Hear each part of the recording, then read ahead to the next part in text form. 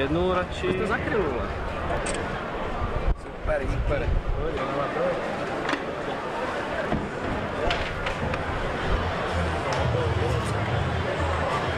Taká je dobrá, taká nejaká topka. Vám sa práve, jo.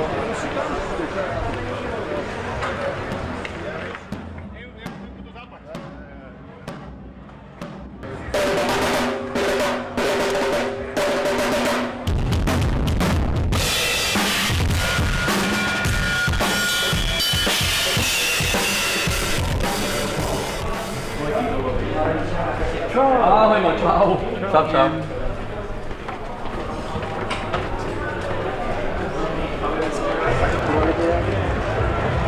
No, čo to tu máme?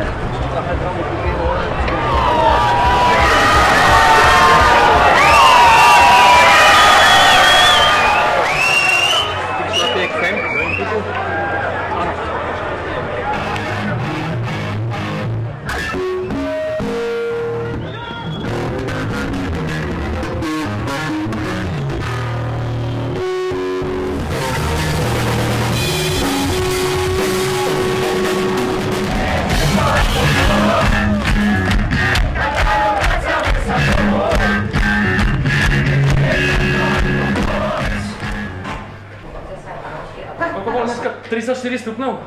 No bylo psáno. 34 stupňov a niečo vyššie hodiny sme hrali.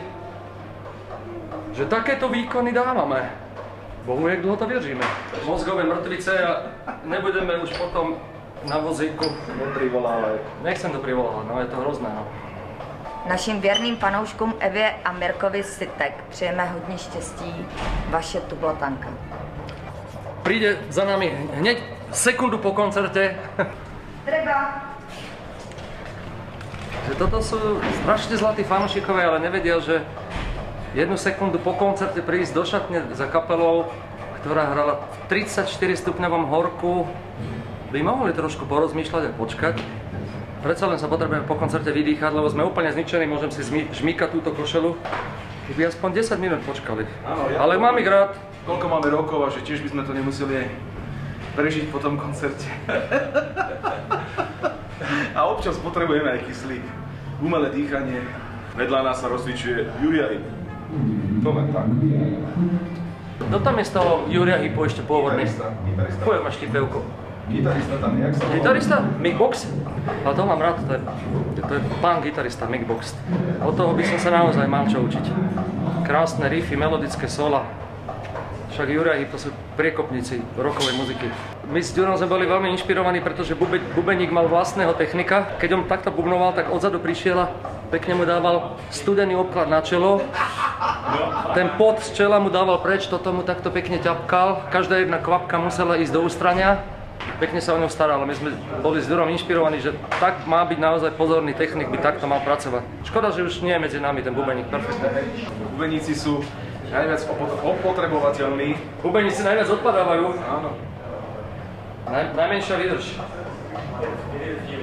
Toto je najlepší hrebeň, takýto. Áno, áno. To je taký Elvisovský.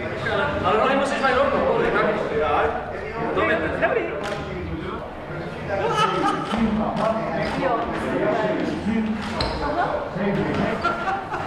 Ale nie. Ja som Maťo Ďurienda z Tublatanky a ja veľmi zdravím všetkých rockových fanúšikov na kafe Bounty Rock Open Air. Ja sa veľmi teším, že dneska nám to vyšlo s tým počasným.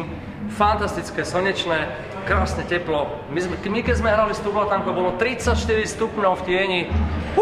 Moja mokrá košela, tá je prepotená úplne do dna. A ja sa veľmi teším, keď o pár rokov snáď budeme znova prizvaní na tento festival, keď ho budeme môcť znova navštíviť. Veľmi sa teším. Majte sa dobre. Ahoj. Len skontroluj, či som povedal dobre ten kafe. Řekl jsi to úplně blbě, ale já si myslím, že je to úplně v pohodě.